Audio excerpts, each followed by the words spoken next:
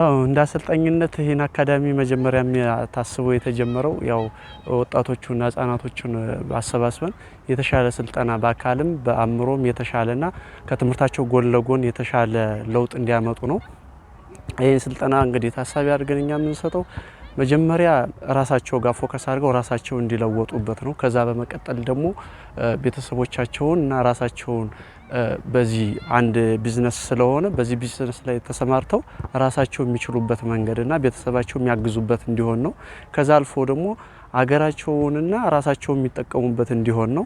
ይሄን አስበን ነው እኛ እየተንቀሳቀስን ያለነው። ስልጠናው በሳምንት 3 ቀን ነው የሚሰለጥኑት። ግን አንዳንዴ አልፎ አልፎ እንደ ሁኔታዎች 4 ቀን የሚሆንበት አለ። በሳምንት 3 ቀን ነው። ማክሰኞ፣ ሐሙስና እሁድ ነው። ማክሰኞና ሐሙስ ትምህርታቸውን በማይነካ መልኩ ከ10 ሰዓት ተኩል በኋላ ነው ስልጠናው የሚሰጠው። እሁድ ጠዋት ነው። ይሄንን ታሳቢ አድርገን ከትምህርታቸውን ያገናዘበ ነው እንግዲህ ስልጠና እየተሰጠ ያለው። ልጆቹን ያው ከትምህርታቸው ጎን ለጎን ስለሆነ ቅድሚያ ትምህርታቸው ጋር ፎከስ እንዲያደርጉ፣ አብዛኞቻቸው ደግሞ ተማሪዎች ስለሆኑ ትምህርታቸውን በማይነካ መንገድ ነው እየሰጠን ያለ ስልጠናው። የተሻለው ነገር ምንድነው? እዚህ ያው ልጆች ጋር ታሳቢ አድርጎ እየተሰራ ከተጀመረ 4 አመት ነው። አሁን 4ኛ አመቱ ላይ ነው። በ4 አመት ውስጥ ብዙ ለውጦች አሉ። ልጆች ጋር ታሳቢ ሆነን እየሰራን ያለነው ልጆች መጀመሪያ ከአንደር ሰርቴን አካባቢ ስለነበሩ አብዛኛው 14 እና 15 አካባቢ ነበሩ እድሜያቸው።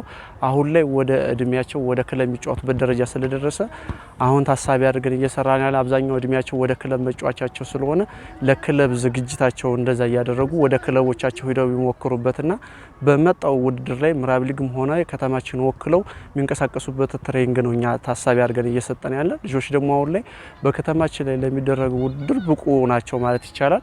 ልጆች በአእምሮ በአካል ብቃትም በቴክኒካልም የዳበሩ 4 አመት ሙሉ የሰሩ ስለሆኑ ብቁ ሆነዋል። በዚህም ተፈካካሪ ሆነው ካለው ከሌላው ስፖርተኛ ጋር እነሱ የተሻለ ተወራረው የተሻለ ስፖርተኞች እንዲሆኑ እሱን ታሳቢ አድርገን ነው ትሬኒንግ እየሰጠን ያለው። ያው እንደ አጠቃላይ እኛ ከጀመርን 4 አመት ቢሆንም ያው ከኛ ጋር ድጋፍ ቀርቦ ድጋፍ የሚያደርግልን ከተማ አስተዳደሩ ውጭ ሌላ የለም። ከተማ አስተዳደሩም ያው ያለበት የራሱ ችግር ስላለ እኛ ጋር በሀሳብ ጀምሮ ድጋፍ ያደርጋል ነው እንጂ የሚጠበቀውን ያህል ያን ተደግፈናል ማለት አይቻልም። ግን ከተማው ጋር ያለው ችግር ስላለ እሱን ስለምንረዳ ነው። ሌላው ባለሀብቱና ሌላው እግር ኳስ አፍቃሪያን ግን እኛን መጥቶ ትንሽ በኳስም ሆነ በሌሎች ነገር ቢያግዘን መልካም ነው። ድጋፍ እስከዛሬ ከጀመረ በ4 አመት ውስጥ ምናልባት ፍኖተ ሰላም ተወላጆች ሌላ ባህር ዳር የሚኖሩት አንድ ጊዜ ድጋፍ አድርገውልን ኮኖችና ኳሶችን ገዝተውልናል እነሱ። ይሄ ብቻ ነው ያለው ድጋፍ። እንዳጠቃላይ እየለፋንበት እንዳለው አንፃር ድጋፍ የሚያደርገን አለ ብዬ አላምንም። የተሻለ ድጋፍ የሚያደርገን ቢኖርና በርቱ አይዟችሁ የሚል ቢኖር መልካም ነው። እኛ የምንደክመው ለልጆች ነው።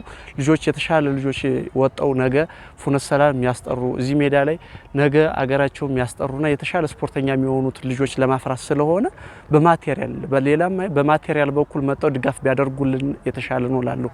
እስካሁን ይሄ ድጋፍ ስለሌለ ይሄን ነገር አይተው ምናልባት ድጋፍ የሚያደርጉ አካላት ቢመጡ ደስተኞች ነን። እስካሁን የኳስ ችግር አለብን፣ የኮን ችግር አለብን።